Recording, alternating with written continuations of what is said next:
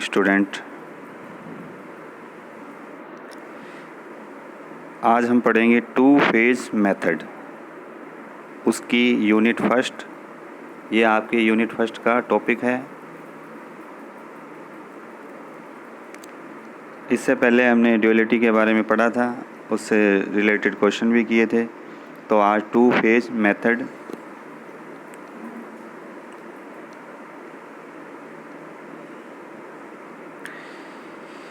Two phase method. Phase first. We first remove the artificial variables from the basis matrix and introduce other variables, non-artificial variables.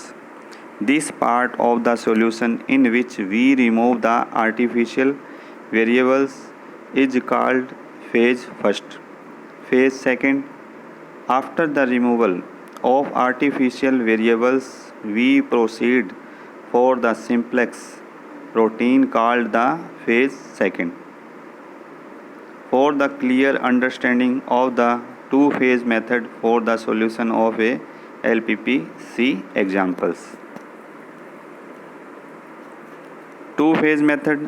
अब कृत्रिम चरों से प्रयुक्त LPP को हल करने की यह महत्वपूर्ण विधि है। यह सिंप्लेक्स कसौटी का प्रयोग करने की अन्य विधि है। इस विधि के दो भाग हैं जिन्हें फेज फर्स्ट तथा फेज टू कहते हैं। फेज फर्स्ट में प्रारंभिक सिंप्लेक्स सारणी में जोड़े गए सभी कृत्रिम चरों को समाप्त करते हैं। इसके लिए सारणी से एक एक करके सभी कृत्रिम चरों को लुप्त करते हैं और फेज फर्स्ट के अंत में समस्या का इष्टतम हल ज्ञात करते हैं।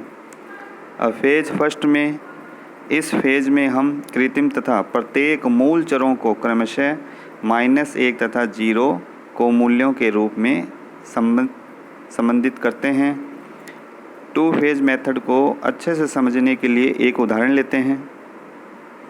Use two phase simplex method to maximise z = x1 + 2x2 + 3x3 such that x1 - x2 + x3 > 4, x1 + x2 + 2x3 <= 8, x1 - x3 > 2 and x1 x2 x3 > 0 सभी क्या होनी चाहिए? पॉजिटिव होनी चाहिए। तो सबसे पहले solution, subtract surplus variable x4 and x6 in first and third constraints and add slack variables x5 in second constraints. The given LPP in its standard form is maximize z = x1 + 2x2 + 3x3 + 0x4 + 0x5 + 0x6 such that x1 - x2 + x3 - x4 = 4, x1 + x2 + 2x3 + x5 = 8, x1 - x3 - x6 = 2 and x1 x2 x3 x4 x5 x6 > 0। तो क्या किया, सभी को equation के रूप में लिख दिया। जो हमारे पास कंस्ट्रेंट थे सभी को इक्वेशन के रूप में। तो हमारे पास A मैट्रिक्स क्या आएगी? 1 - 1 1 - 1 0 0 1 1 2 0 1 0 1 0 - 1 0 0 -1। और जो इनिशियल बेसिस है I3 = 1 0 0 0 1 0 0 0 1 E1 E2 E3। लेकिन A मैट्रिक्स में हम देखते हैं कि इसमें इनिशियल बेसिस E2 है। Here for initial basis I3 E1 and E3 are not present matrix A, क्योंकि इनिशियल बेसिस जो मैट्रिक्स है और A की जो मैट्रिक्स है उसमें हमें 0 1 0 ही दिखाई दे रहा है। तो ये क्या हुआ? E2 है, इसमें E1 और E3 not present matrix A। So for this we add artificial variables x7 and x8 in first and third constraints whose cost objectives function is taken as -m where capital M is very large number। तो initial basis E1 और E3 को करने की क्या किया, x7 और x8 को add करते हैं आर्टिफिशियल वेरिएबल को। तो maximise z equal to x1 plus 2x2 plus 3x3 plus 0x4 plus 0x5 plus 0x6 minus m x7 और minus m x8। So such that x1 minus x2 plus x3 minus x4 plus x7 equal to 4, x1 plus x2 plus 2x3 plus x5 equal to 8, x1 minus x3 minus x6 plus x8 equal to 2 and x1 से लेकर x8 तक क्या होंगे, सभी positive होंगे, greater than equal to 0। अब matrix A equal to 1 minus 1 1 minus 1 0 0 1 0 1 1 2 0 1 0 0 0 1 0 minus 1 0 0 minus 1 0 1। तो इसमें देखते हैं कि इनिशियल बेसिस हमारे पास आ गए हैं 0 1 0 1 0 0 और 0 0 1। तो B इक्वल टू क्या है 4 8 2 इक्वल टू XB। तो A मैट्रिक्स से हमें क्या मिलेगा y1 y2 y3 y4 y5 y6 y7 y8। इसमें जो y5 है वो E2 y7 E1 और y8 E3। Initial basis B equal to IM equal to I3 equal to E1 E2 E3 कौन से होंगे y7 y5 और y8। Phase first the auxiliary LPP is maximize z star equal to minus x7 minus x8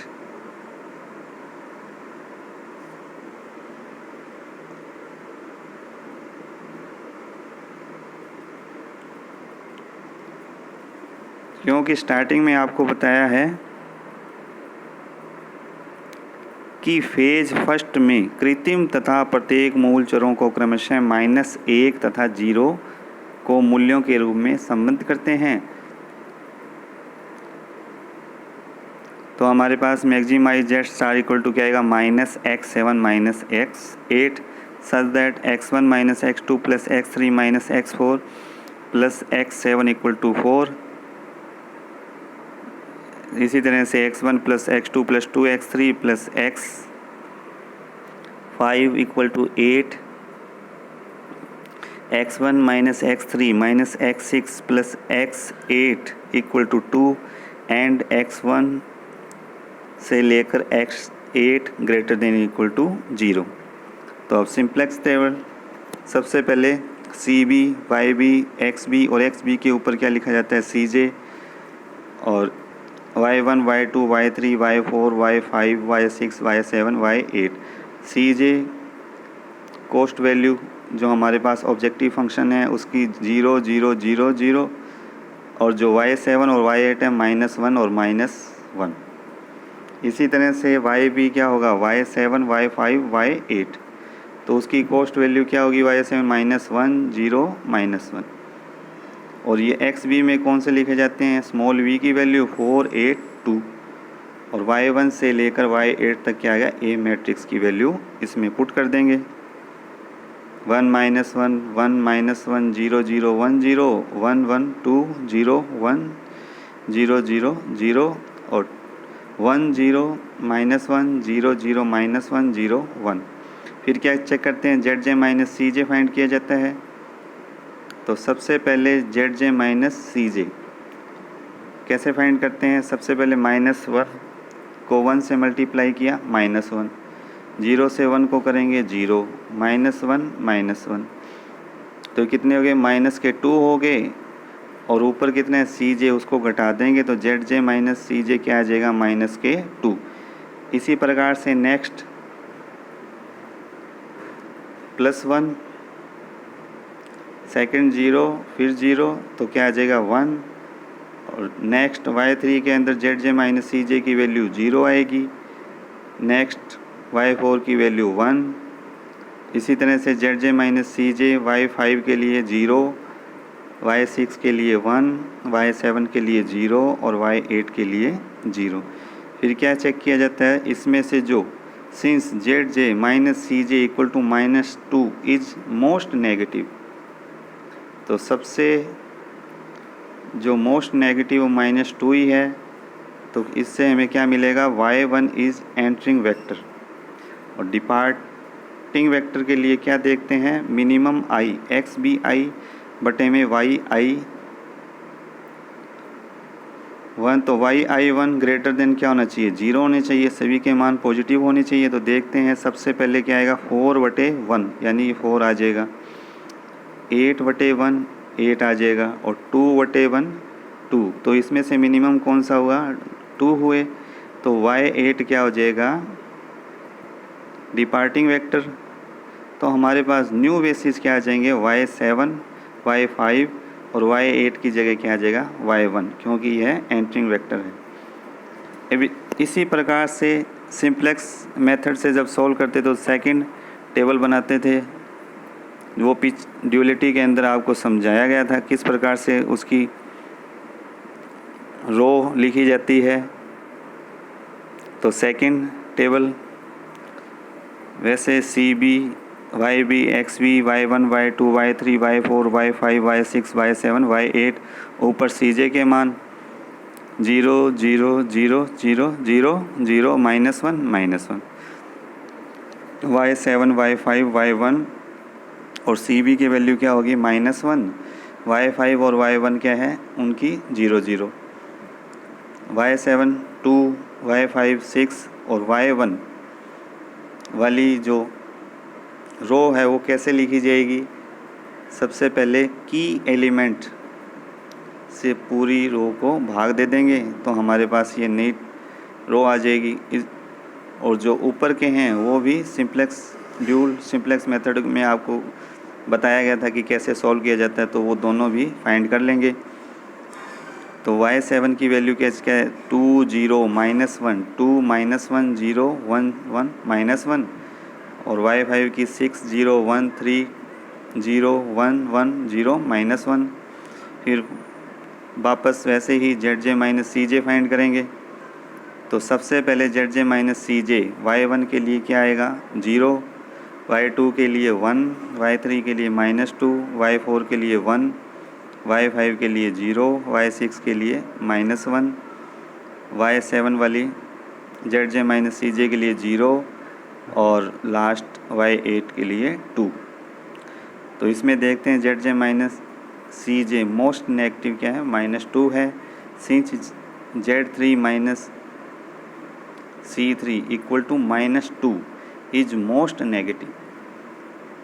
तो y3 is entering vector और departing के लिए वही minimum i x B i बटे में y i3, तो y i3 क्या होना चाहिए, पॉजिटिव होना चाहिए। तो सबसे पहले 2/2 1, 6/3 यानी कि 2, और जो नेक्स्ट है 2/1, लेकिन ये हम नहीं लेंगे क्योंकि y i3 पॉजिटिव होना चाहिए, इसको छोड़ देंगे। तो इनमें से सबसे मिनिमम कौन सा है, 1, तो डिपार्टिंग वेक्टर क्या होगा, y7। न्यू बेसिस क्या आ जाएंगे, y7 की जगह क्या आएगा, y3 एंटरिंग वेक्टर है तो y3 एंटर हो रहा है, y5 और y1। फिर आगे नई टेबल बनेगी सिंप्लेक्स मेथड से, सेम वैसे का वैसे C B y B x B y1 y2 y3 y4 y5 y6 y7 y8, C G के वैल्यू ऊपर वैसे की वैसे 0 0 0 0 0 0 -1 -1, सी बी क्योंकि इसमें y7 और y8 है ही नहीं, तो इनकी y3 y5 और y1 की कॉस्ट वैल्यू क्या है, 0 0 है और 1 3 3। ये कैसे फाइंड किया है, सबसे पहले तो की एलिमेंट क्या होगा, जो एंटरिंग वेक्टर है और डिपार्टिंग है दोनों जहाँ एक दूसरे को काटते हैं तो वो की एलिमेंट होता है। तो ये लाइन कैसे लिखी जाती है, की एलिमेंट से इसको पूरी को भाग दे देते हैं तो हमारे पास ये नई रो आ जाएगी। और जो नीचे की है 2 वो भी सिंप्लेक्स मेथड में सॉल्व कर चुके हैं, वैसे इन दोनों को फाइंड कर लेंगे। फिर लास्ट में ZJ - CJ, तो ZJ - CJ y1 के लिए ये नीचे क्या आएगा हमारे पास, 0, इसी तरह से सेकंड भी 0, थर्ड 4 5 6 सभी 0 और लास्ट में क्या होगा y7 वाले के लिए zj माइनस सी जे का मान 1 और y8 के लिए भी zj माइनस सी जे का मान 1। तो since all zj minus C J greater than equal to 0 an optimum solution to the auxiliary LPP has been obtained. Furthermore, it is apparent from the table that no artificial variable appears in the basis. अब इसमें देख रहे हैं इस table में हम एक भी आर्टिफिशियल वेरिएबल नहीं है। अब phase second, now we consider the actual cost associates with the original variables, so the objective function is maximise z equal to x1 plus 2x2 plus 3x3 plus 0x4 plus 0x5 plus 0x6। इसके लिए table बनाएंगे same वैसे ही CJ ऊपर 1 2 3 0 0 0 और CB YB XB Y1 Y2 Y3 Y4 Y5 Y6।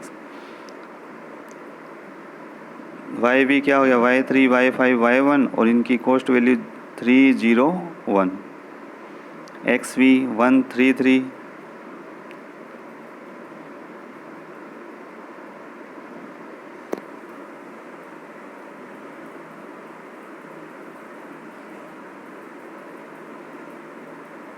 क्योंकि पिछली table में हमारे पास Y3 Y5 और Y1 की XB के मान क्या 1 3 3 हैं।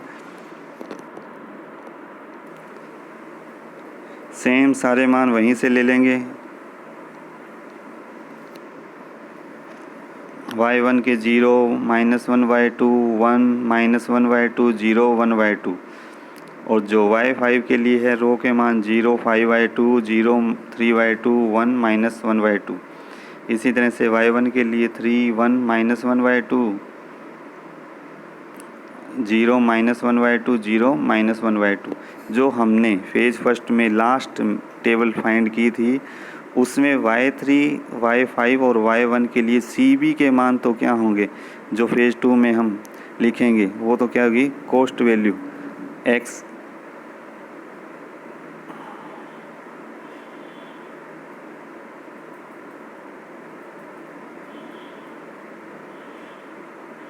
थ्री 0 1 जो हमारा ऑब्जेक्टिव फंक्शन है वहाँ से और बाकी XB से लेकर Y6 के सभी मान उस टेबल से सेम वैसे के वैसे लिख देंगे। अब आगे वैसे ही ZJ माइनस CJ फाइंड करेंगे। सबसे पहले 3 को 0 से मल्टीप्लाई किया 0 प्लस 0 को 0 से करेंगे 0 प्लस 1 इंटू 1 1 तो 1 आ गया। ऊपर क्या है माइनस CJ का मान 1 है तो 1 से 1 गया 0। इसी तरह से नेक्स्ट इसको सॉल्व करेंगे तो हमारे पास ZJ माइनस CJ क्या आ जाएगा -4। नेक्स्ट सॉल्व करेंगे 0 फिर नेक्स्ट -2 और नेक्स्ट 0 और लास्ट में 1। तो since Z2 minus C2 equal to -4 is most negative तो Y2 is entering vector, departing vector के लिए मिनिमम IXBI बटे YI2 ग्रेटर देन 0। तो हम देखते हैं -4 के ऊपर Y3 वो -1 Y2 माइनस में वैल्यू है और जो Y1 वाली लाइन है वो भी -1 में वैल्यू है। तो हमारे पास बीच में क्या वो एक ही वैल्यू है जो पॉजिटिव है तो 3 बटे 5 Y2 यानी कि 6 बटे में 5 सबसे मिनिमम यही होगा। तो Y2 तो एंटरिंग वेक्टर और डिपार्टिंग वेक्टर क्या होगा Y5। तो new basis Y3 Y2 Y1 Y2 enter हो रहा है और Y5 डिपार्ट। वापस न्यू टेबल बनाएंगे CB YB XB Y1 Y2 Y3 Y4 Y5 Y6 ऊपर CJ की वैल्यू 1 2 3 0 0 0 और CB की वैल्यू क्या होगी 3 2 1। सबसे पहले तो जो एंटर हो रहा है उस वो लाइन लिखी जाती है। वो कैसे लिखी जाती है की एलिमेंट से भाग करके नई टेबल में वैल्यू पुट कर देते हैं। ऊपर और नीचे पिछले वीडियो में आपको सिखाया गया था, उसी हिसाब से दोनों लाइन फाइंड कर लेंगे। सिंप्लेक्स मेथड में सॉल्व कर चुके थे। अब जेड जे माइनस सी जे, तो फर्स्ट 3 को 0 से मल्टीप्लाई किया 0, 2 को 0, 1 इंटू 1, तो 1 माइनस 1 कितना 0। इसी तरह से सेकंड 0, थर्ड 0, फोर्थ 1/2, नेक्स्ट 8/5 और 1। तो since all Z J minus C J greater than equal to 0, an optimum basic feasible solution has been attained, hence an optimum basic feasible solution to the given LPP is। तो x1 की value कितनी है 18/5, x2 6/5, x3 8/5 और with maximise z equal to जो हमारे पास objective function था उसमें x1 x2 x3 की वैल्यू पुट करके सॉल्व करेंगे तो हमारे पास क्या आ जाएगा 54/5। तो ये 2 फेज मेथड से कैसे सॉल्व करते हैं इसका एक उदाहरण था, ये आपको समझाया गया है। थैंक्स।